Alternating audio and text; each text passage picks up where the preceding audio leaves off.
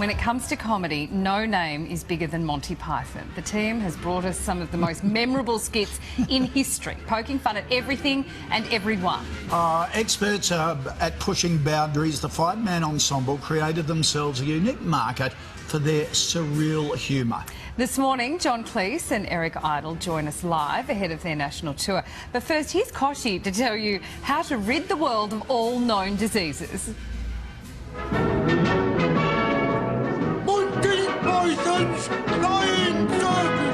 From the first TV shows in the late 60s, Monty Python has made us roar with laughter. Absurdist in nature, the style can only be described as Pythonesque. Oh yes, the Norwegian blue. What's wrong with it? I'll tell you what's wrong with it. It's dead, that's what's wrong with it. No, it's resting, look. But it was all their movies that brought Monty Python to a global audience. The Holy Grail opened in 1975. What a strange person. Now look here, my good man. I don't want to talk to you no more, you empty-headed animal food trough whopper. I fart in your general direction. The cult classic offering a twist on the well-known King Arthur tale. A smash hit at the box office, the film produced arguably the greatest scene in Python history, Arthur's sword fight with the Black Knight. Look, you stupid bastard, you've got no arms left. Yes, I have. Look, just a flesh wound. Next, the boys turn their attention to biblical times in the life of Brian. The religious satire may have caused a stir across the UK, but its crucifixion scene gave us a Python sing-along we will never forget. And always look on the bright side of life. Come on! 12 years later, the troupe returned to their sketch format in The Meaning of Life. What do I do? Nothing, dear. You're not qualified.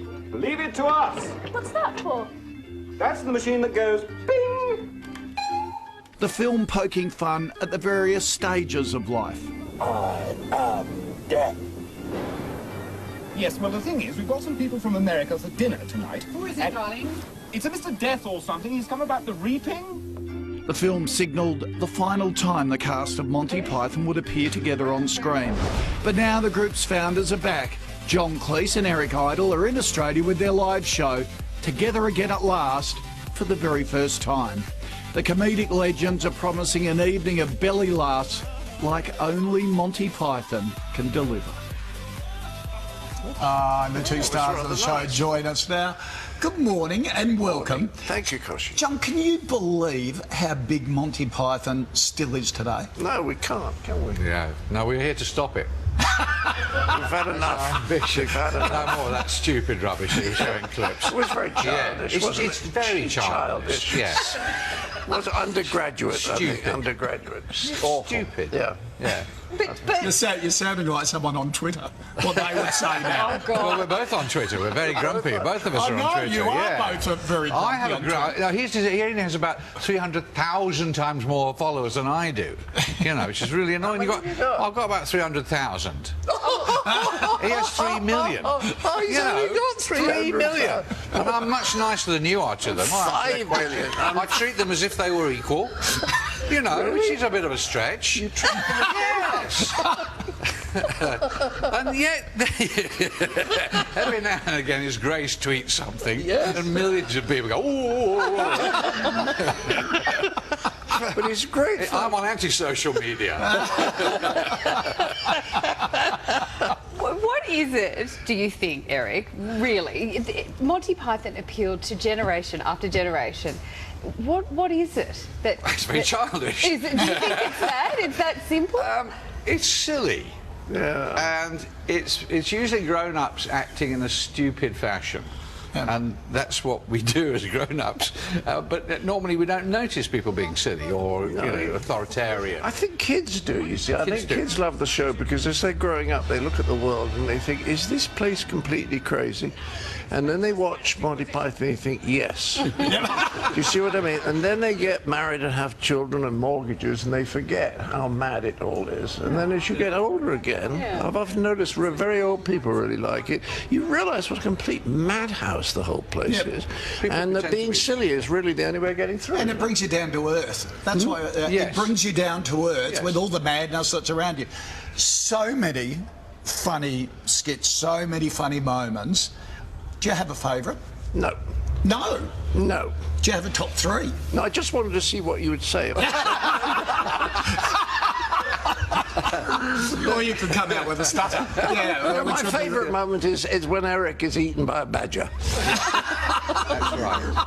That's great. One of the most painful days filming I've ever had. Yeah. It took hours, didn't it? It did take hours because it was a very small badger. Very small.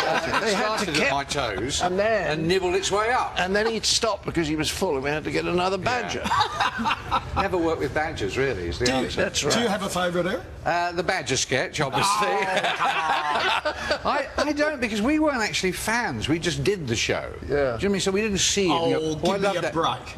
Really? Yeah. You didn't like the show yourself? Well, at the time, probably, but it's 100 years ago. Right. And it's sort of, I don't watch it now when it's on. Do you watch it now? No. So, but I'll tell you what happened when we got together for the O2, which was 18 months ago, and we started reading this stuff, which was, God knows how old, 40-odd years old. We were all falling about with laughter. We thought it really is funny. Because we've partly forgotten it, you see. We don't go home at night and watch our old programmes. Yeah. well, Gilliam does. Gilliam, yeah. Well, that's because he's hardly in it. And he's got a lot to learn. Is it harder or better to perform live and actually see your audience falling over laughing? Does that sort of it's give you a lovely. kick? If you make people laugh, it's a very nice feeling. And it's why I've gone on Twitter a lot recently.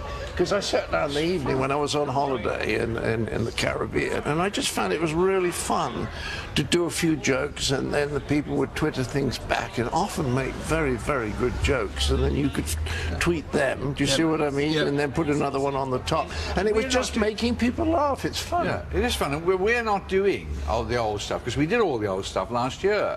The classic thing, like people go, you get recognition, applause, as if it was a Frank Sinatra song. So we're doing things that people don't know, or from the sort of period that we liked, funny sketches still. Because Eric and I used to do a show together with Marty Feldman and Graham called At Last the 1948 Show. And those sketches could have gone straight into Python because they were written just before, sort of a few months before. So Eric and I performed, what is it, 3 of those? Yeah, very badly, to be fair. Very badly. Well, there's a memory sketch which we can't remember the words. And the audience don't really know if we've forgotten the words to the memory sketch or whether that's the joke. Do you think you would have survived today if there'd been social media back then? Do you think the outrage of some of your skits then, which gives everyone a voice, do you think the BBC would have sort of shrunk away from backing I think they'd run away now. Yeah, right. Because the comedy department, I mean, the BBC makes a few good programmes like costume drama still, but the comedy department is an absolute disaster because it's taken over by bureaucrats who have no idea what comedy is about. And as a result of that, they demand very specific details about the pilot, the script, then they want to know exactly what each episode is going to be. And who are they? They don't write, they don't direct, they don't didn't produce. watch our show for the first 2 seasons. So they really didn't give a stuff about it. So you were very free to we were do very whatever free, you and they wanted. let us go. They Very free and very, very cheap. That's been my motto all my life. I had a brief period. Yes, you've had more expensive sex recently, haven't you? Last time Which you have chronicled on Twitter. last time I paid for sex, it cost me $20 million.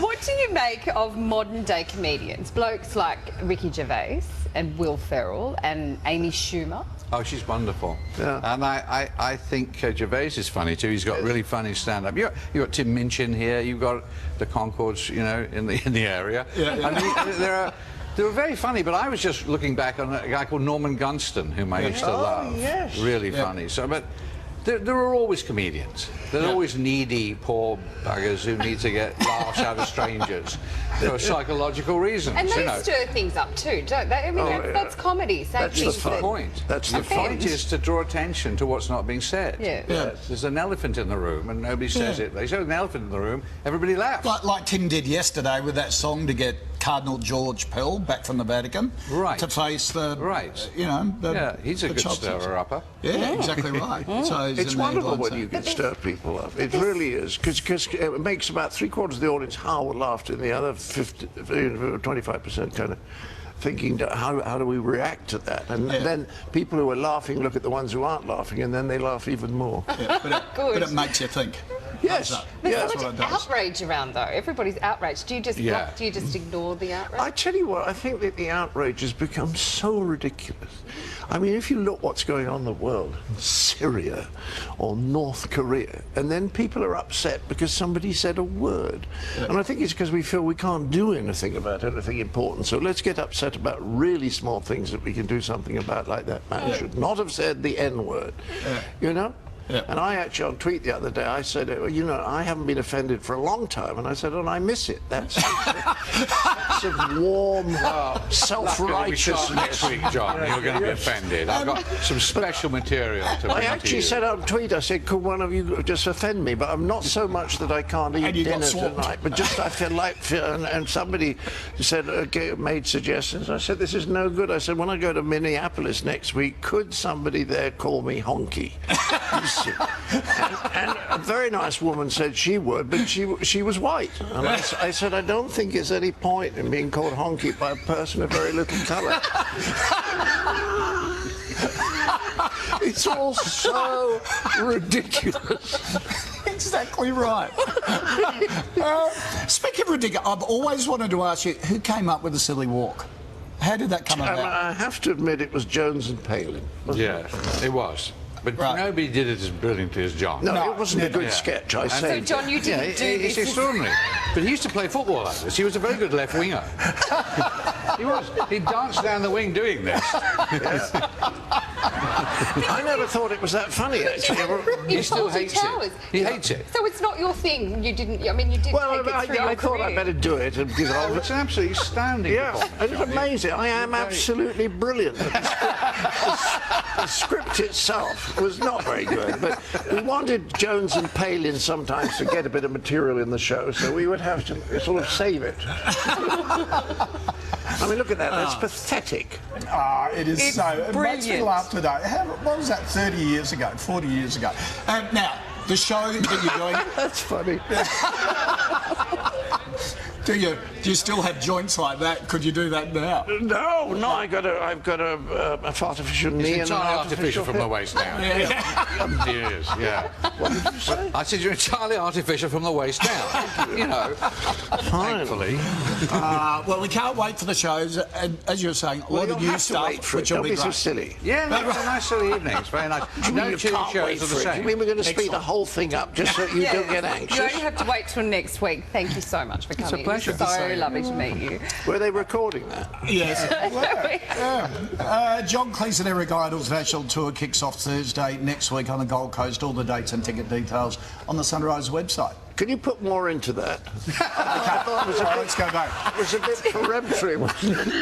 The superstars of Monty Python have started a national tour. It kicks off Thursday next week on the Gold Coast. Do yourself a favour, buy tickets now.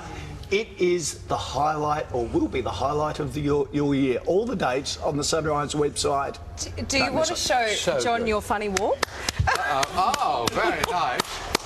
Well, John, is that all right? That's much better. That's very good. It is hard on your knees. Now, of course, you need to knee replacement. Thank you, Jim. So what happens next? You just wait there for 1 minute. Can I get a photo? Gentlemen, and we're going to go to Eddie. What? Mr. Cleese, we're going over to the... They're going over live somewhere, John. What are you doing? Just be silly. Can I have a photo? Hang on, what are you doing? There you go. Is this a skit? Here's Eddie. Oh, that will be the highlight of your life, not just your year. That is most excellent. We could talk Monty Python all day.